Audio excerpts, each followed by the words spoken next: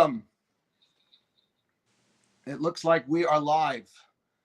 Thank you for those of you who have come on already. We're going to just wait a moment for some others to join us for this very, very special occasion. I want to welcome you to our 25th annual memorial event, the Ruth B. Wildes Memorial Lecture, this time interview with Senator Joseph Lieberman. Thank you. I think you have an honorary doctorate already. Well, I'm a Juris Doctor, so. Oh, there you go. A real doctor, but it's a doctor. My son, the doctor. All right. So just while some of our listeners come on, I just really want to begin, of course, by welcoming everyone, welcoming the senator, welcoming my brother, the Honorable Mayor Michael Wildes. This year, we're going to be tag teaming and asking some questions of the senator. This is a very, very special opportunity for us. And so on behalf of my father, Mr. Leon Wildes, who is watching with us right now, I set the computer up myself. On behalf of my brother Michael, my sister-in-law Amy, my wife Jill, it is an honor to really welcome all of you to this important event, 25 years since our mother's passing. We thank you all for tuning in and for participating. It's hard to believe it's 25 years. It's, of course, the first year that we've had to go virtual. This is one of the largest gatherings that MJE has each and every year. But we are very, very grateful that we can still join virtually and that we have such a prominent guest with us. We're privileged to hear from an awesome personality, someone that my brother and I, and our entire community considers a true role model, Senator Joseph Lieberman. But before I introduce the senator, I'd like to share a brief thought about our mother, Pesel Avigail Bat Menachem, Aleha Shalom, in whose memory this talk is given and whose honor MJE was founded 22 years ago. This week's Parshat Vayishlach, features the very dramatic encounter between Jacob and his brother Esav. And this is decades of Esav chasing after Jacob for having received the birthright blessings, and Esav finally catches up. And we see in this week's Torah reading the dramatic encounter between these two brothers. And the first thing that Esav sees is Yaakov's large family. And he turns to his brother and he says, Mi elalach, who are these people unto you? And Yaakov answers, Vayomar hayeladim asher chanan elokim et avdecha, that these are my children that God has blessed me with. And then something fascinating takes place. All of Jacob's children are standing with their respective mothers, and one by one they approach their uncle Esav. And the Torah tells us, Vatigashna hashfachot, that the handmaids Bilhah and Zilpah approach the Aldehen with their children, Vatishtachavena, and they bow before Esav. And then the next pasuk, the verse tells us, Vatigash gam Leah, then Leah comes Viladeha with her children, Vaishtachavu, and she bows. The Achar, and afterwards, Nigash Yosef v'Rachel. And afterwards, Joseph and his mother Rachel come forward. Each mother walks before her respective children, except for Rachel and Joseph. All the other kids, the mothers are first, the young children are shielded behind them. Except for Yosef, when it was his turn to meet Esav, he stands in front, which is curious because he's the youngest. If anyone should have been cowering behind his mother, it should have been Yosef. Why was he different?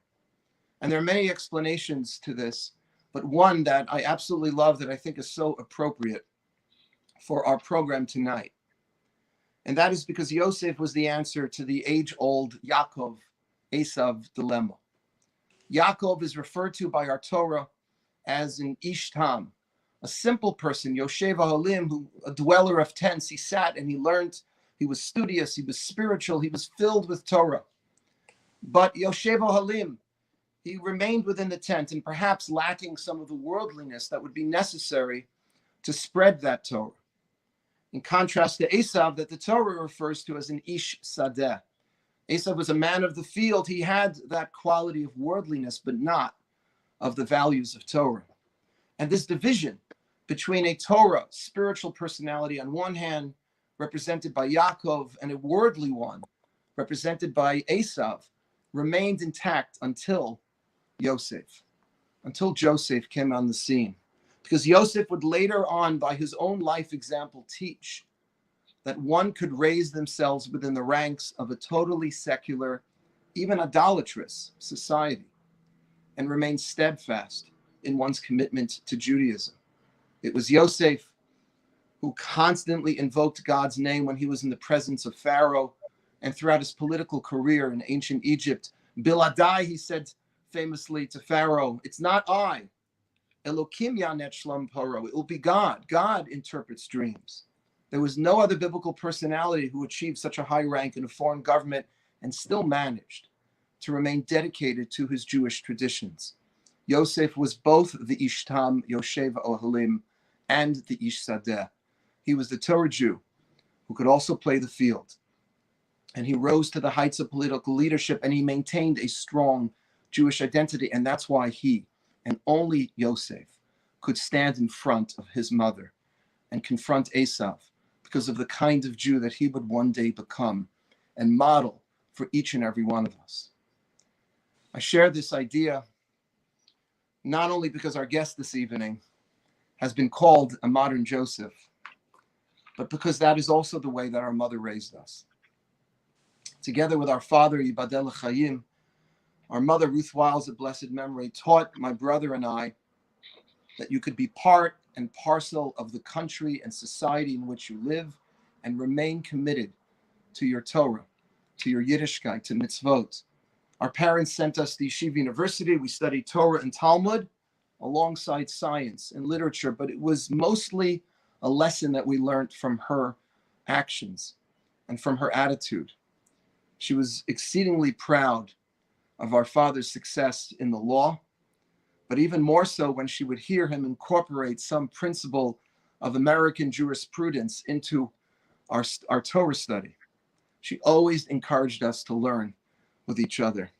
My dad would begin to nod off after lunch on Shabbos, and she would nudge him, go learn with Mark. Open up a sefer with Michael. And our father always did, because she had our greatest love and respect. And to this day, I'm blessed to continue to learn Torah with my father. And I have my mother to thank for that. She encouraged us to take our Judaism seriously, to be proud of our Jewish heritage. When she would see me praying or learning, or she'd see Michael, my brother, running out on a Hatzalah call, she'd always say, if only your grandfather could see you now. She was talking about her father who escaped Nazi Germany and who lived his life as a very proud and committed Jew. But she cared deeply for the broader community. And she wanted us to make a difference, even beyond the Jewish community. I have to tell you this story, and then we'll get to the senator, but I think you'll appreciate this. When we were younger, my brother and I had a couple of encounters, experiences in Queens where we grew up.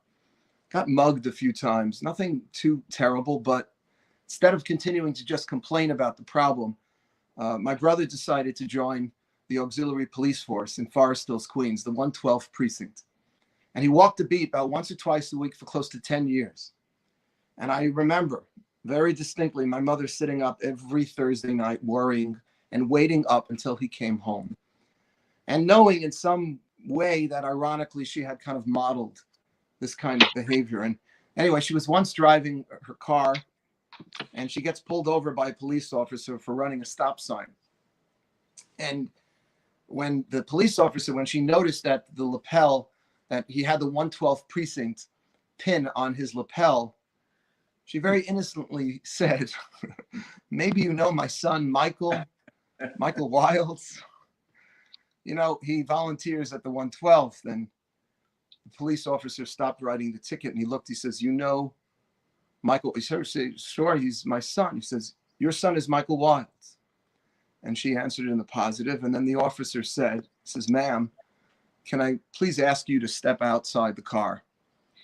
And my mother was taken a little aback, but Policeman asks you to step out. She gets out. And then she turns to her and says, "Ma'am, with your permission, I'd like to give a hug to the woman who brought such a fine young man into this world."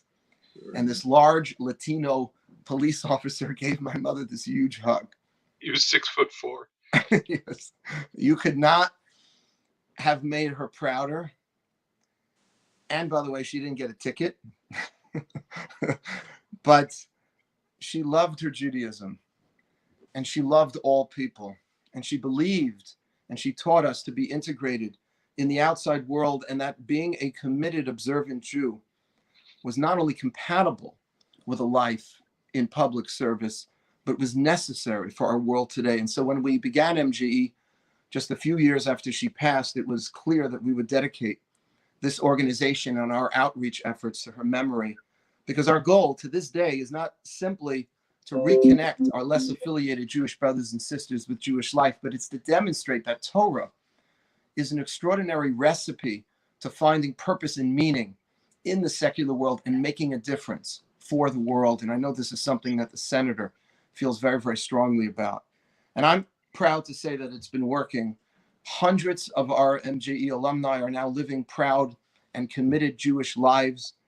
And they're also contributing to society at large. They work at some of the top law firms and hospitals and schools, but they do so now from a much more Jewishly educated and committed place. And every year, and even during this challenging year, thousands have been introduced to Jewish life through our basic Judaism classes, which we're still teaching online, in person. Our beginners minyan, you can join us this Shabbat in front of Amsterdam Burger on 93rd and Columbus. They're heaters. And they're learning, our participants and our students, all of us together, that you can stay in the world and be proudly Jewish at the same time. And that's why it is such an honor and so appropriate to have the senator with us this evening, because few people have attained that level of respect and accomplishment in their professional lives and in the very challenging world of American politics, and still remained committed to their Jewish roots and to the Torah, as our guest is tonight. Senator Joseph Lieberman, welcome. Senator Lieberman was the Democratic vice presidential nominee back in 2000. He served 24 years in the United States Senate with distinction, retiring in January 2013 following the end of his fourth term. He helped shape legislation in virtually every area of public policy: national homeland security, foreign policy, fiscal policy, environmental protection, human rights, healthcare, trade, and go on and on. He's the author of numerous books, including, and I highly recommend, The Gift of Rest, Rediscovering the Beauty of the Sabbath, about how ceasing from activity on Shabbat has had a profound and can have a profound benefit for all people, including, of course, the Jewish people, but everyone. And it gives me a great, great honor to have you with us. Thank you for joining us, Senator. Rabbi, thank you. Thank you for your kind words about me, but really thank you for your beautiful words about your mother. And it says a lot about her that you and Mayor Michael have such love for her. And really, you live a life that shows good parenting. Both of you. You're both, you talked about Jacob and Esau. One was a man of the tents, one of the fields. You're both men of honor, men of service, men who take the ethics of Torah into the world. And so you're the ultimate act of tribute to your mother. I'm honored to be here tonight on this 25th anniversary, this yahrzeit for her, to remember her. But really, you're the two of you, and all you do are what keep her alive. And I want to pay respect to your father too, who's a wonderful man, really one of the giants of the New York bar, New York fraternity sorority of lawyers. And God bless him. May he live to be 120. He's getting closer. So that was a great story about your mother and the police officer. Forgive me, I'm going to take a minute just to tell you. One night, my mother calls me. My father had passed away. She was living alone, and she said, "I had an unbelievable thing happen last night. A bat came into the house. I got terrified. I didn't know what to do with it. I called up the fire department. I said, I'm an older woman. I live up on Strawberry Hill Court. And could you send somebody over? I have a bat in the house to help me get it out. Well, ma'am, we don't do that. We're here to put out fires. So she calls up the police department, same story. And the police dispatcher says, ma'am, we have robberies and a lot of things that are worse than this to take care of. We can't do this. She hangs up the phone. She thinks for a moment. She calls up the police department and she says, I'm the woman who just called you about the bat in the house. Yes, I remember. I'm very sorry I couldn't help you. I forgot to tell you something. My son is Senator Lieberman. Wait, right there. We'll send an officer over. So, and he opened the window. The bat flew out. She told me, but Joseph, she was one of the few people who still call me Joseph. I told him that if he brings his wife and daughter to Washington, you'll give them a tour of the Capitol. So I said, of course, Mom. And about 2 months later, he did. Anyway, these are the joys and the responsibilities that coming with having Jewish mothers, proud Jewish mothers. So anyway, it's great to be with you. And thank you for all that you do, really. Uh, Michael's public service is well known, and I honor it. I just thank you, Rabbi, for the extraordinary way in which you have touched people. And the book that I wrote about Shabbat, I call, as you said, the gift of rest. And when I was a child growing up, to me, at different times, particularly when I got into high school, and I went to a public high school, not a yeshiva, not being able to do certain things on Shabbat didn't seem like a gift to me. It seemed like a burden and a restriction. But as time went on, I saw it as the gift it is. And I would say you're giving the gift, you have given the gift of Jewish values, Jewish tradition, Jewish spirituality, Jewish observance to countless people who would not have had it otherwise. And that's at the heart of continuing this remarkable journey of millennia. So I honor you and thank you, and I thank all Thank who you. support MJE.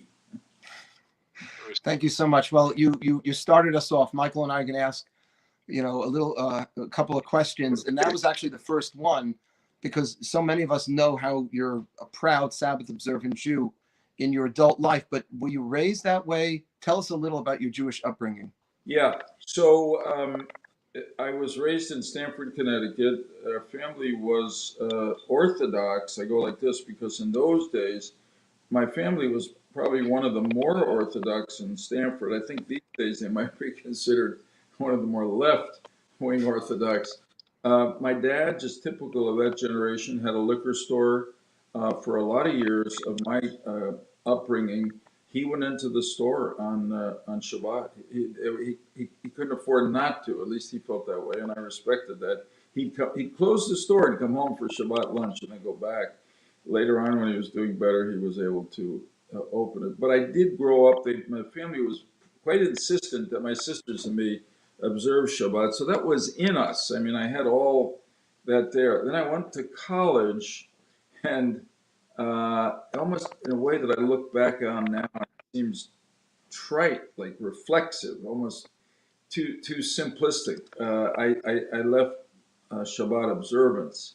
I try to continue to keep kashrut. There was a very small, I went to Yale, it was a small, really at that time, the kosher kitchen was like 2 miles out. So, but they brought in frozen kosher meals. But I'll tell you something slightly mysterious and personal. Even while I was not observing Shabbat and I was not eating non-kosher food, but it was hard to keep really fully kosher. Every morning I put on my tefillin.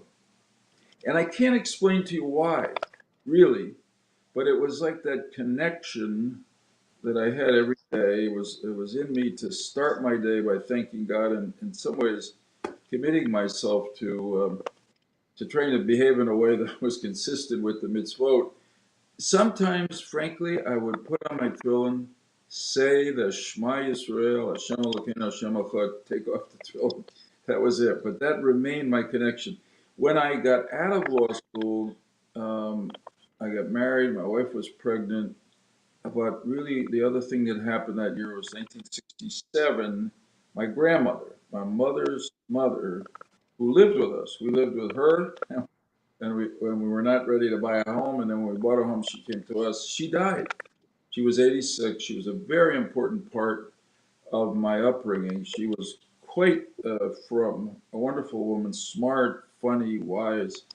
Anyway, I had this moment of truth, and again, it's not very profound, but I said to myself, my grandmother, my Baba, has died, and now I got a choice to make. You know, that link in the chain of Jewish history is out now.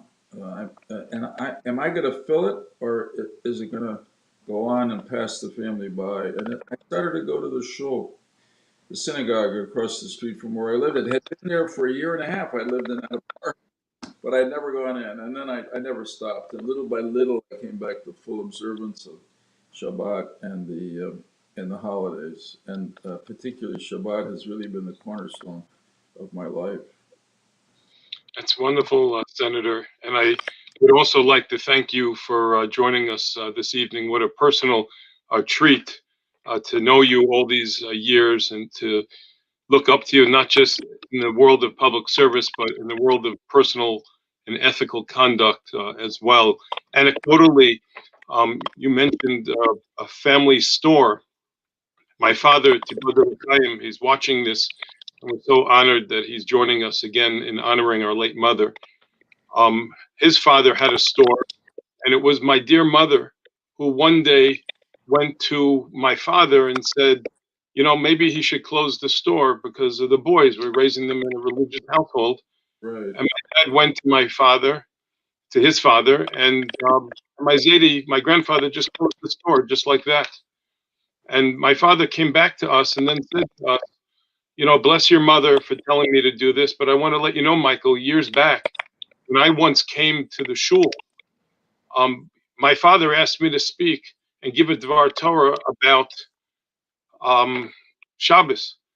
And I felt uncomfortable because most of the people going to the shul were then going to open their stores. It was a small town, a coal mining town, where if you didn't keep it open, they will have finished their salary by the end of the weekend.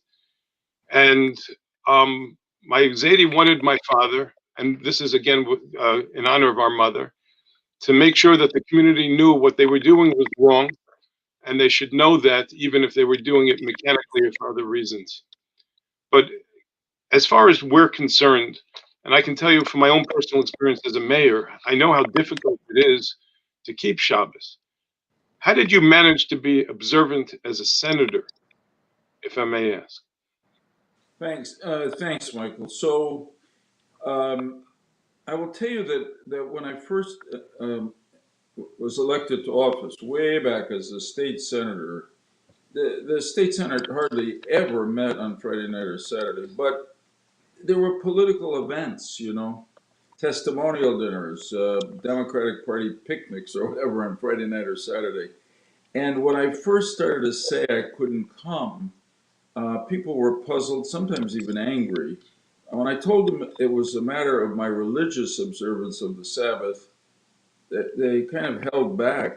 But when they saw I did it consistently, they really became quite respectful.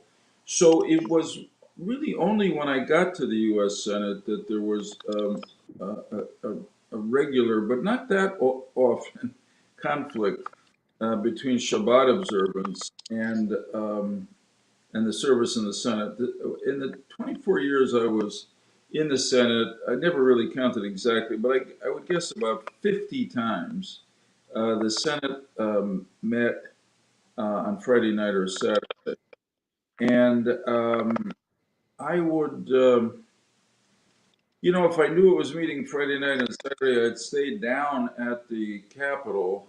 I will tell you, or if it was just Friday night, it was ending after dark, I would walk home. I lived about 4.5 miles from this Capitol, but my knees were really in good shape then.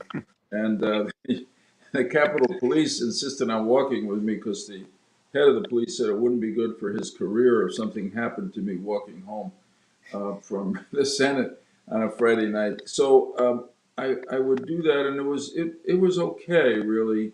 I tell you one cute story. The very first time that we met on a Friday night after I was elected to the Senate, uh, Senator Al Gore of Tennessee, who I had known a little bit before I came to the Senate based on trips he had taken to Connecticut, came over to me and said, this is Shabbos. He had been well educated by the Jewish community of Tennessee. What are you going to do tonight? Because we were meeting Friday night and Saturday. I said, well, I've thought about it. I've arranged to sleep on one of the cots in the Senate gym. Oh, don't do that. He said, my parents have an apartment across the street, and they're away. Stay there. I'll set it up for you. So Well, I agreed, and he brought me over there. It was really quite something. He knew the whole deal. He said, now, which lights do you want me to leave on, and which lights do you want me to turn off? So I once said I used to say to people that I didn't realize, particularly when I became vice president, that it's possible that I had the most prominent Shabbos goy in Jewish. Anyway, so when it came to the food, you could always get. I mean, I'm not, I'm not making myself into a tzaddik. I would eat vegetarian food because it's pretty hard to get kosher food at the Capitol. But I was able, I thought, to live a pretty observant Jewish life and to be a senator.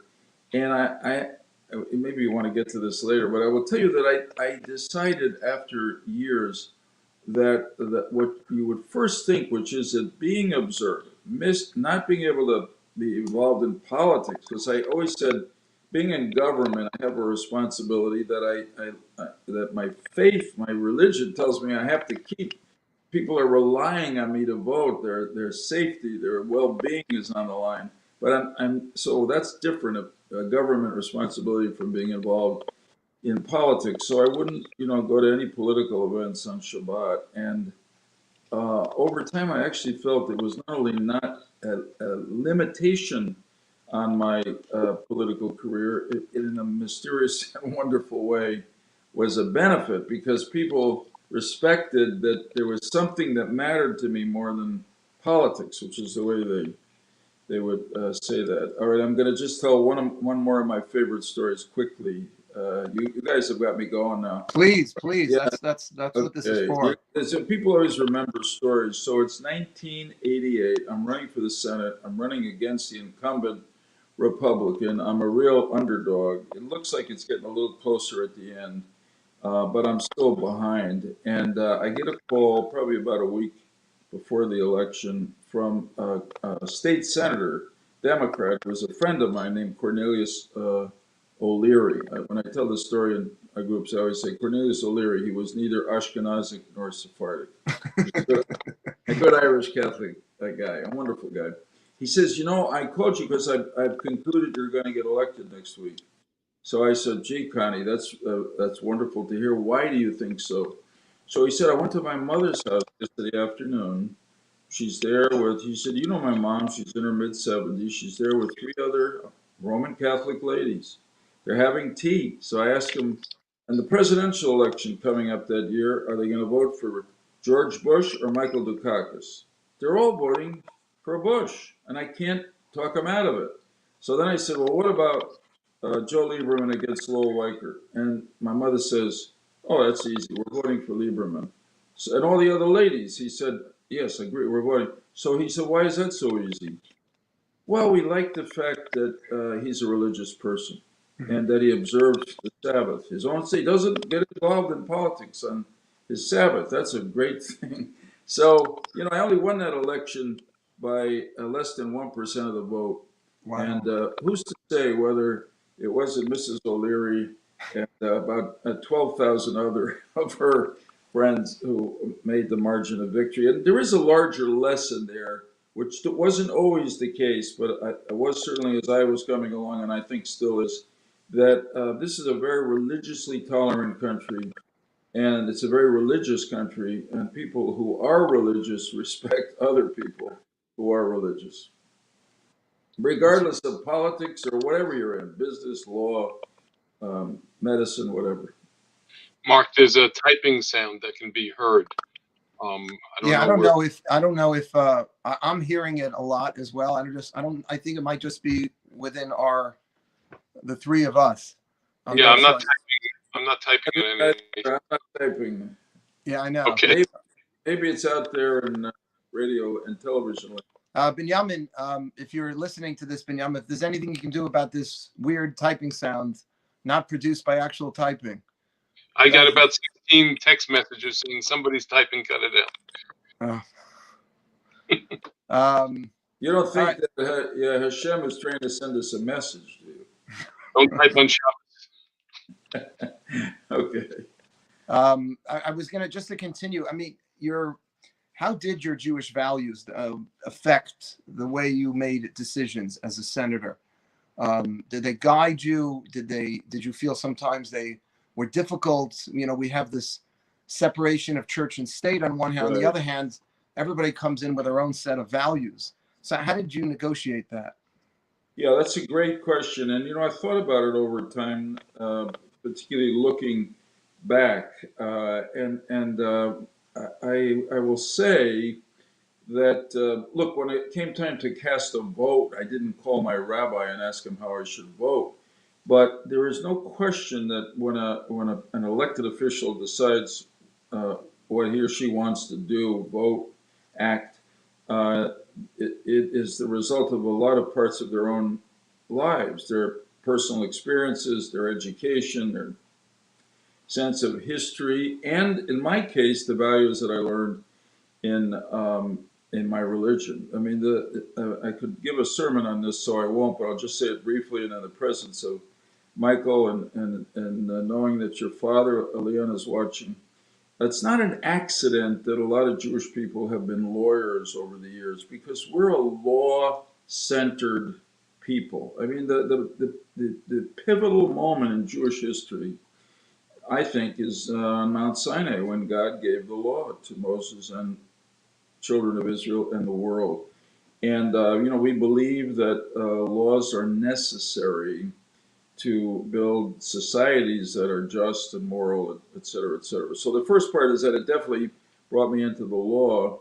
But there are other ways in which, as I thought about it, had to say that, for instance, I was very active in environmental protection in my state Senate, Attorney General, and U.S. Senate days.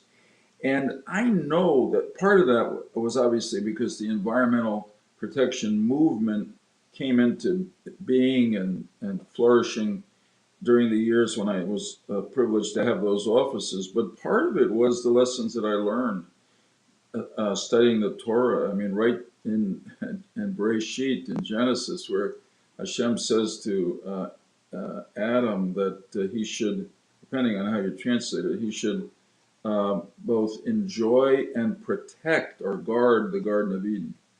In other words, you have a responsibility to enjoy the world that God's given us, but really to protect it because we have to be stewards of the natural environment. And I know that was inside me as I got active in all this. So, right, there's a separation of church and state, and there ought to be. And that's part of what makes this such a wonderful country for Jews who are, after all, a minority religion here. But that doesn't mean that people can't be influenced for the better by their religion. President Washington, I'm aging, but I wasn't here to hear his farewell address, but I have read it many times. And he said, he warned his generation and future generations of Americans not to assume that America could be a just and moral society without the influence of religion. And I think what he meant there was that they were building a society of limited government without laws to tell everybody what to do at every moment of their lives. So there had to be other sources of good behavior, and Washington was saying one of the best is religion. And in a way, I'd say that's still the case. So I'm not embarrassed to say that the values that I learned in my religious education were part of the decisions that I made as an elected official. Senator, what was going through your mind when Al Gore chose you to be his running mate? Perhaps the most important station that a Jew achieved. other than being a United States Senator with such distinction. Tell us what went through your mind and that state of mind as far as those listening to you now, with this in our rearview mirror, as far as the majesty of public service. Yeah, thanks, Michael. I mean, it was an extraordinary experience, which was in some ways surreal, although you go through it and you do your best. But I must say that at a point earlier in my career, if somebody had asked me what was my goal in life, I wouldn't have told them because it was too presumptuous. But I really dreamed of being a U.S. Senator. That was probably because of my own Senator, Abe Ribakov, who was Jewish and who I'd worked for a couple of summers.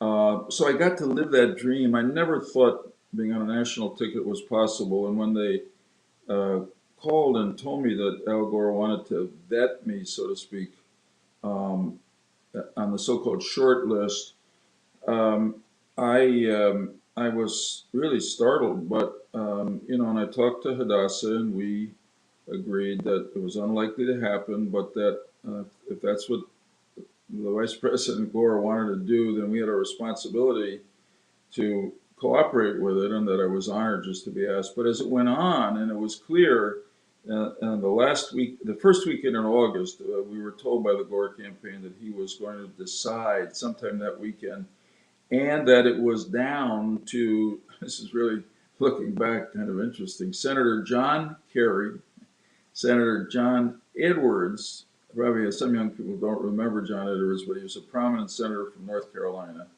who actually was chosen by John Kerry 4 years later to run for vice president with Kerry, and myself. And Sunday night, it's a long story, but the Sunday night Al Gore decided that I was his choice. Quite really, and then I'll tell you a funny story. I woke up the next morning. We had heard the night before, Sunday night, from somebody, a so-called insider. You ready for this, Michael? From one of the networks, called my press secretary to say, hated to be the one to tell me, but they had heard from somebody inside the room with Vice President Gore in Nashville that he had chosen John Edwards. So my press secretary called me and I said, oh, well, listen, we were right there up until the end. I took out a bottle of kosher wine, of course. My mother was there. We had a toast to America, to Al Gore.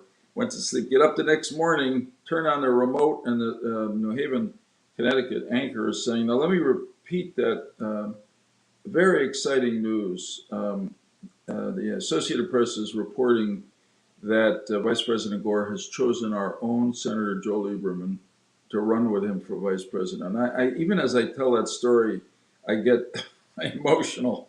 It was unbelievable. And all hell broke loose around the house. So it was way beyond anything I dreamed of. And I was very grateful to Gore. I'll tell you one story which may be relevant to the Manhattan Jewish experience.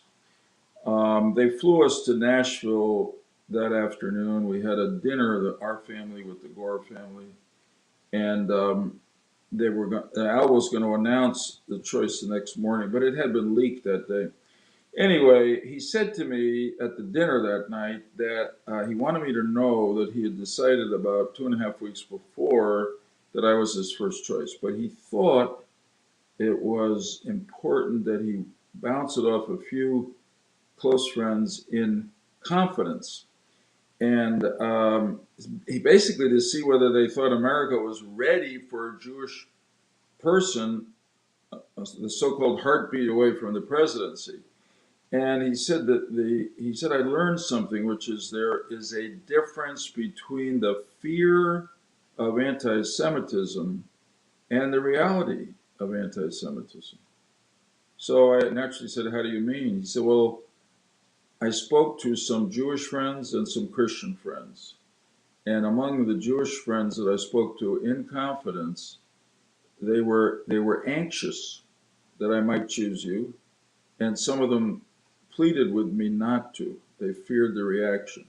He said among the Christians that I talked to, every one of them said it would not be a problem.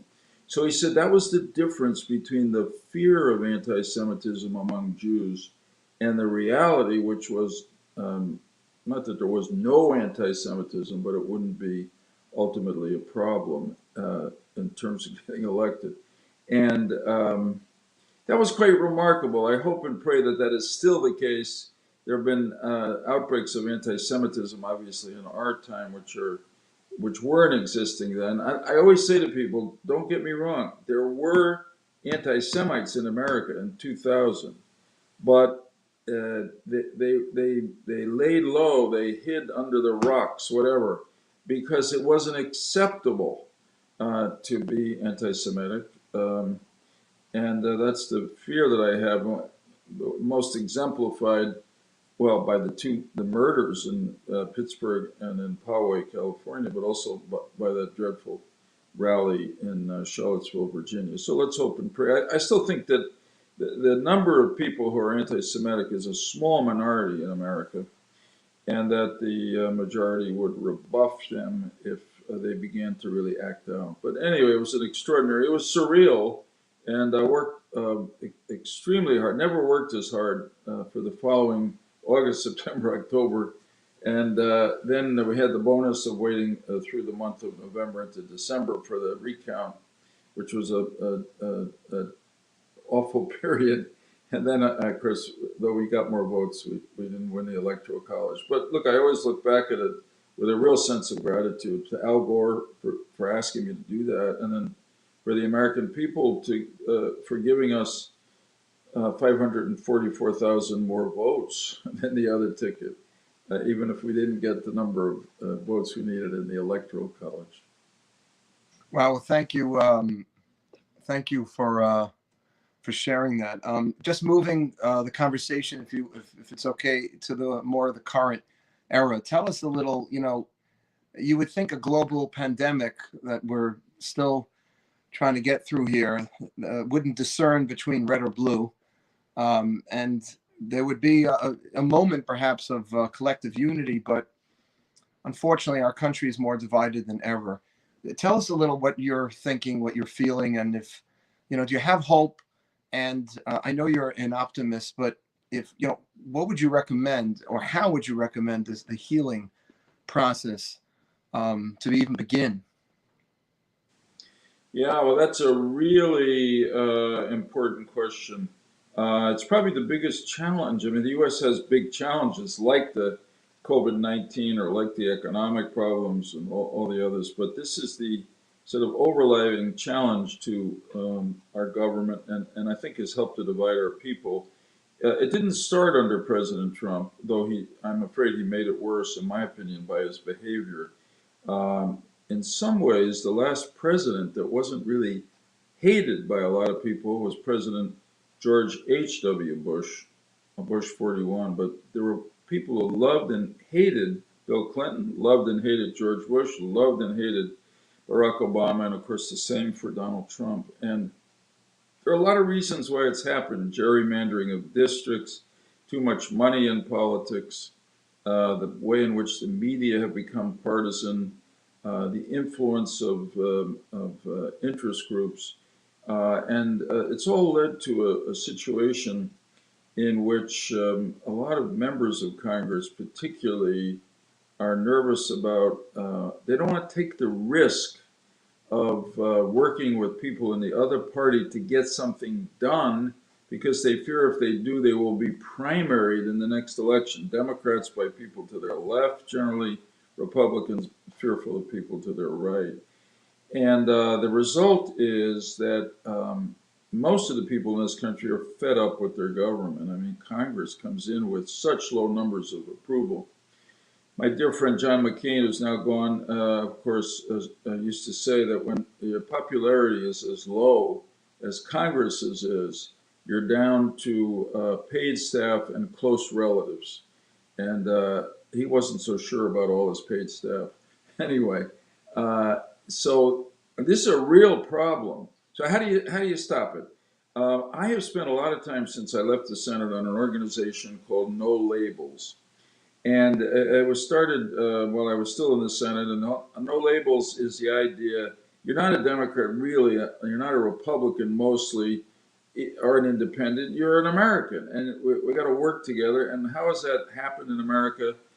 people from the left and right, not the far left and far right, because they don't want to come to the center. The left and right come to the center, they negotiate, they compromise, and they solve problems for the country.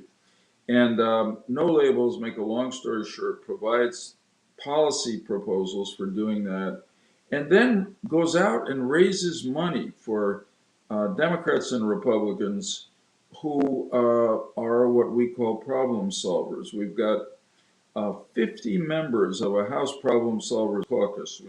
Just a slight biblical reference, we call it the Noah's Ark. Or before you, Rabbi Wildes, I'll say the Ark of Noah, that we only let them join two at a time, one Democrat, one Republican, otherwise you can't come in. And that's 50, and now we've moved into the Senate. We've got 8 there, 4 of each party. Incidentally, they're the ones who in the last 2 days have announced this bipartisan COVID relief plan of about $900 billion, which is such a humane and important idea. And lo and behold, today, although they had been reluctant, both Democratic leaders, Nancy Pelosi and Chuck Schumer, supported that plan. So basically, the power is with the people and the voters who, I just finish this way. Uh, in some senses, the public is divided into parties that are now like tribes that are at war. But, there's a fascinating question I've watched people answer on polls, which is, do you want your elected representative in Washington to do exactly what he or she promised they would do when they ran? Or do you want them to compromise with the other party to get something done? And every time it's 2/3, sometimes over 70% say compromise to get something done. So that's what I think voters have to vote for, people like that. Incidentally, and forgive me, but just I saw a fascinating analysis of the presidential election this year by Mark Penn, who runs the Harris poll now. And here's the number quickly. In 2016, interestingly, Donald Trump defeated Hillary Clinton by something like 4 or 5 points among self-described moderates in America. This time, Biden beat Trump by, I forgot the number, but it's in the teens. It was 14, 15, 18. So it was a total flip around. And you could argue that was, and those are people who are not party extremists. They're moderates. They want people to talk to each other, respect each other, and get something done. If I can put in a word for Jewish experience, Manhattan or otherwise, this is what the Talmud teaches us. You can have disagreements. It's not so bad to have a disagreement, but you don't hate the other person. The whole idea, and this is the idea of the law, as Michael knows well. You make your case, the other side makes its case, and the result is closer to the truth, or in law, closer to real justice. So that's what we have to get back to, and I think little by little we are getting back to it. Thank you, Thank sir. you. Thank you. If you had to make your case to the current members of Congress, what advice would you impart to them? Well, the first thing I would say is sort of a life perspective. And I understand how the pressures can be from your political party or interest groups, or, fear of a primary in the next election. But you have to say to yourself, I think, and a lot of members do, wow, I ended up being a member of the U.S. Congress. Imagine that. So what am I going to do with this moment of great privilege and opportunity and honor? Am I going to just play it safe so I can make sure I get reelected? Is that what it's about? Or am I going to try to work with people, and that usually means people in your own party and people in the other party, to get something done? So that's the first thing. The second thing I would say, generally speaking, and then I know you can invite a primary, and I had one myself back 15 years or so ago. if you break from your party. But really, the voters in the general elections, I think, reward candidates, incumbents who work across party lines to get something done. What I'm saying is to be bipartisan, in my opinion, is not only good for your soul and will allow you to look back and say, you know, this is what I actually got done when I was in Congress, but it's actually the best thing to do politically. Thank you. And what are your feelings on? You worked with Joe Biden for decades in the Senate. Tell us your thoughts on the president-elect, specifically, if we could ask you, when it comes to Israel. There are some in the Jewish community concerned that president-elect will give Israel a hard time, revisit the whole Israel-Palestinian issue in such a way as to, again, try to squeeze Israel to make more territorial concessions and the New Deal, and try to resurrect the deal with Iran. Do you have these fears? Do you feel that Biden will be less supportive than Trump was for Israel? Yeah, I'll say this. I do know Joe Biden, and I know him pretty well for a long time because we had a mutual friend. Oddly enough, I met him way back in the 1970s, but really I got to know him when I served with him in the Senate for 24 years. He's a very honorable person.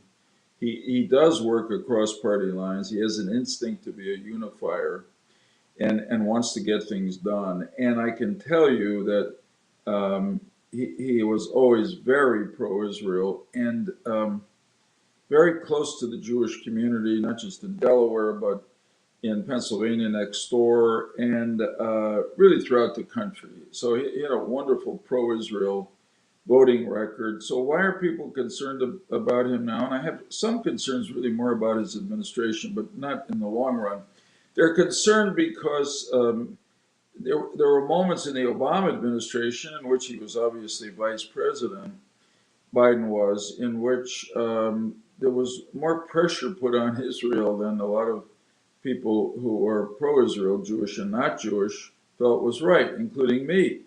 And I thought, notwithstanding that, if Obama was here and Biden was here, they'd probably say, yeah, but our administration probably did more militarily and shared more intelligence with the Israelis than other preceding administrations. And you know what? They might have been right, but they probably were right. But the part of it that really bothered me was the Iran nuclear agreement, because I just thought you couldn't trust Iran, and we had worked across party lines for more than a decade to impose economic sanctions on Iran, to pressure them economically to come to the negotiating table, to end their nuclear program and hopefully their support of terrorism. And I thought that the Obama administration and our allies in Europe and Russia and China gave all that away in a bad deal that didn't really end the nuclear program, didn't end Iran's support of terrorism, didn't end their human rights restrictions on their own people, didn't end their support of terrorist groups throughout the Middle East or their aggression.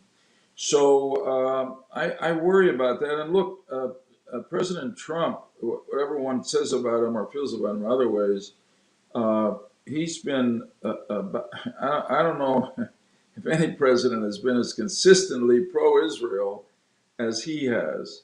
So it's a tough act to follow in that sense.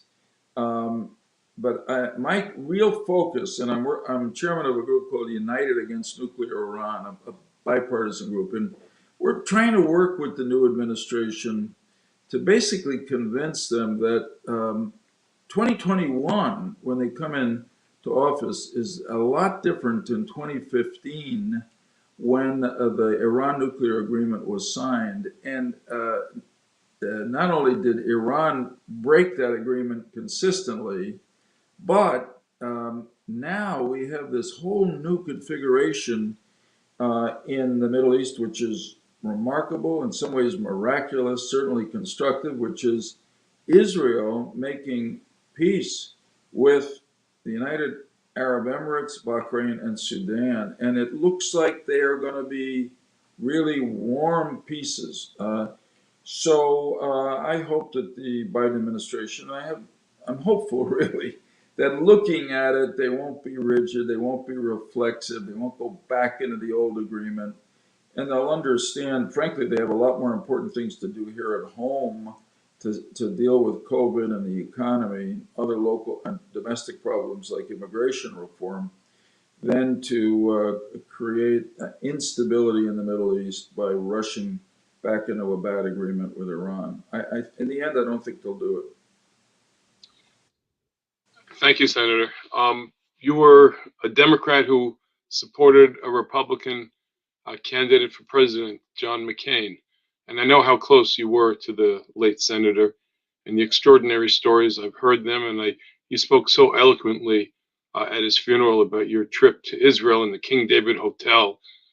Do you think that could happen nowadays in this extreme partisan environment? Please talk of that relationship and the substance of working across the aisle.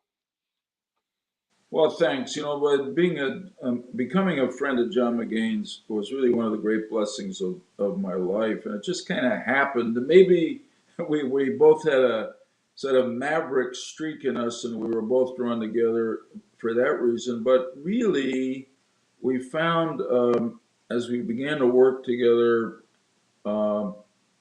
First on the Gulf War of 1990 and 91, and then on the war in Bosnia to stop the aggression and genocide there, that we had very similar beliefs about national security and foreign policy, big emphasis on human rights, on stopping the bad guys, as it were, not to let them run loose. And we became friends. And I'll tell you, one of the things, and so I'm going to tell you to answer your question, which is a good one, it still is possible. And here's what I think was a big reason why John and I became really good friends. We began to travel together around the world. Every year in February, we went to a NATO security conference in Munich, Germany. And then we would visit different world powers together. When we got into wars in Iraq and Afghanistan, we'd visit our troops there a lot. So the relevance of this sounds way far away from the great debates and the headlines. But part of the problem in Washington today that allows such partisanship is that the members of Congress are constantly running, and when they have meetings, there's a Republican caucus and a Democratic caucus. And you don't get to really know your colleagues across party lines. But when you're on a plane together, as I was with McCain for hours and hours and hours, you talk, you laugh, you read a book and you talk about what's in the book, and you develop a friendship and trust. McCain and I disagreed on a lot of things, particularly on domestic policy, hardly ever on foreign and security policy. But this is like the great debates in the Talmud. But it never affected our friendship, and sometimes we actually even changed the other's opinion, although we were both pretty stubborn guys. So, thanks for that question. It's nice to visit his memory. He loved Israel. Oh, I tell you, we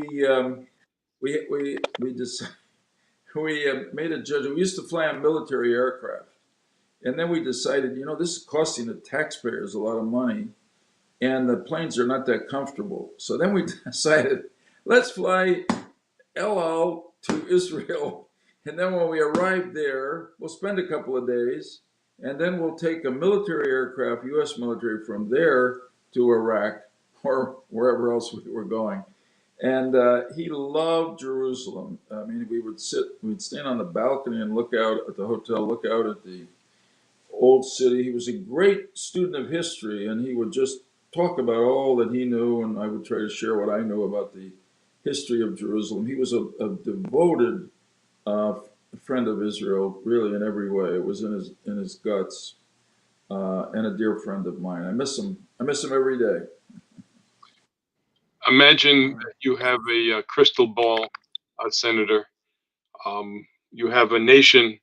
You talk of Senator McCain and your own service, two patriots. one here with us now who can speak to a nation that is divided, and even the Jewish community that appears to be divided. What message do you have for this fractured experience that we have? Yeah, we're in a very terrible time in that way, and we saw it again though. The majority voters voted for Biden, and I think in a big measure because they wanted to calm things down to try to unify the country. There were, of course, a lot of people who voted for him who were really disdainful of President Trump, and vice versa. We've got to get back to realizing we're one country and one people, and we really are. I mean, it's remarkable as you see the advance in so many ways in our society of people who have been or are still in minority groups, whether African American, Hispanic American, South Asian American, and Asian American. It's really quite remarkable. And these are really good Americans. They love the country and they're loyal to it. And we have to find ways, and it really has to begin at the top, where our leaders remind us constantly that we're one people and that we benefit as we stay together. And yes, we have differences of opinion, but so what? We're a remarkable country, still the land of greatest opportunity for people in the world. Look at me, look at my wife. My wife was a child of survivors of the Holocaust. She was born in Prague. Her family came here.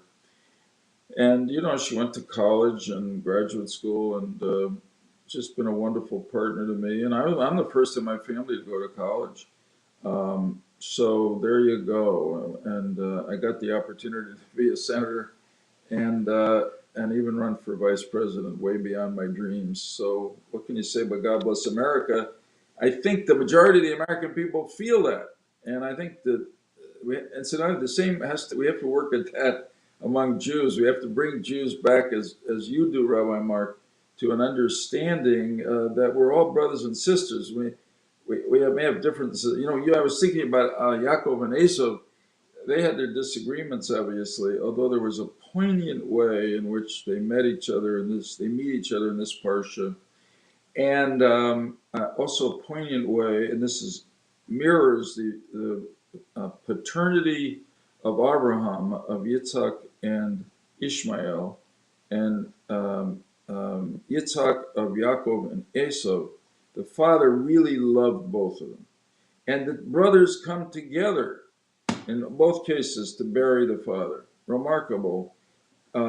And so let's hope we can all figure out that we're brothers and sisters before we come to a sadness like that, to remind us of our common heritage. Incidentally, and I know we got to go in a minute, I thought it was great. I don't know whose idea it was that the recent peace agreement between Israel and the UAE and Bahrain was not called a peace treaty or the opening of diplomatic relations. It was called the Abraham Accords, to remind everybody that America, a Christian nation, Israel, obviously Jewish, UAE, and Bahrain, Muslim, we're all children of Abraham, and we ought to act that way. Thank you, Senator. What a beautiful way to kind of coin what we're here to honor, and that's my brother, Rabbi Mark's extraordinary work. You spoke of our patriarchs.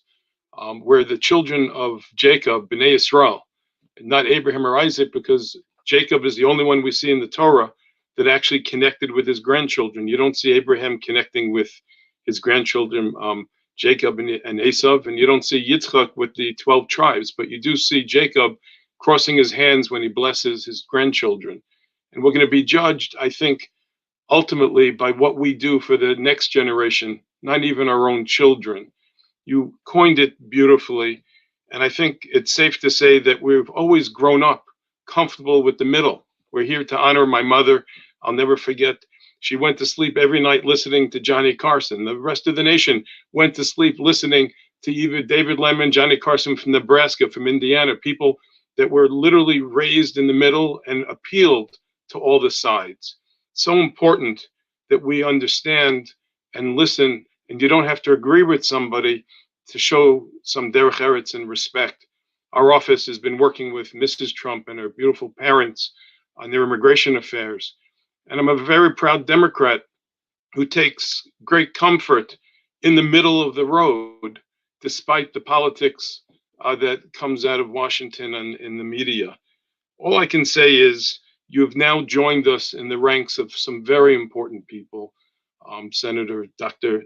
Lamb, Rabbi Steinsaltz, Rabbi Lord Jonathan Sachs wasn't just a client of our office. These three gentlemen actually spoke at an MJE forum honoring our great mother in many years in the past. My mother had this expanding Shabbos table, and she placed in the chicken soup the very ingredients of love of Torah and trying to bring people together. And I want to thank my brother, who exclusively, despite a pandemic, has literally been working round the clock to help thousands, not hundreds, but thousands at this time, of New York City young Jews keeping connected. And we are still in this expansive virtual Shabbos table this evening, listening to a gentleman of the First Order and envisioning a world where our mother's grace will continue. I'm proud to say, for everybody listening, that my son and my daughter each have had children in the middle of the pandemic. My son chose to name his daughter after our dear mother. So the conversation of our mother in our household continues to a new generation. And we hope and pray that your home and your beautiful expanding table and family will enjoy the same reverence, and that we as a nation will grow together and we will support people like my brother so that we can get this beautiful experiment that we call America handed over to the third generation with the same reverence and respect that we received it from our parents. Thank you, Senator, for joining. Thank you. May your mother's memory be a blessing and an inspiration for all of us, as it is obvious it has been for the two of you brothers. And one of the best things about you is your devotion to one another. It's a model for everybody else. So God bless you, and may you go to at least 120. Thank you. I think I'm the man of the field, and my brother is the rabbi taking care of the tent. But thank you. And again, I would urge anybody watching this to support Mark in this wonderful time. Thank you, Michael. I really appreciate it. And if anyone wants to get the Senator's book, it's called The Gift of Rest. I really do recommend it. And I want to thank the Senator and Michael Yuger Shikoch to you. We should go Mechal Chal. This is 25 years. And we should be blessed to be able to continue to do this for many, many years to come. On happy occasions, just want to also thank Rabbi Ezra Cohn and his brother Binyamin, who worked so hard on making this possible tonight, and the entire MJE staff, all of the rabbis and my colleagues and friends who make MJE possible every day. Lunch and Learn tomorrow at 12:30 every day of the week, and Shabbat services Friday night on the rooftop of the Jewish Center, 6 o'clock, and 9:30 in front of Amsterdam Burger on 93rd in Columbus. I know that sounds funny. The food is great after davening. And we're going to be having Hanukkah next week. Hanukkah, we're going to be having a in-person, socially distant, outside masked chagiga, and a lot of online learning and studying as well. Rabbi Ezra and I are working very hard on a menorah campaign. We had a donor that's donating a few hundred menorahs, and this Sunday we're going to be delivering them and having them available. And there'll be a great Hanukkah challenge that we'll be sending out in the next day or two. So look out for that. Michael, love you, man. Thank you so much. I just want to say it's Michael who was able to get us the Senator tonight. Michael had many interactions with the Senator, and I just want to thank you for bringing him to us, Michael. It's a big zechus. And Dad, I hope you had a lot of nachas tonight, and Mom should have an aliyas neshama. Her soul should be elevated, and we should continue to go mechal l'chayil from strength to strength. Amen. Thank you, Mark. Laila Tov, everyone, and don't be ashamed to make a donation in memory of our mom to support MJE. And thanks for tuning in. We're gonna cut out now. Have a good one. This is a telethon. We're gonna have somebody else come on now. we We were going to get Yosef to play some music, but it's about 4 in.the.morning in So Israel. now So. we're working on next year's. It's been impossible to figure this out. Exactly. Thanks, guys.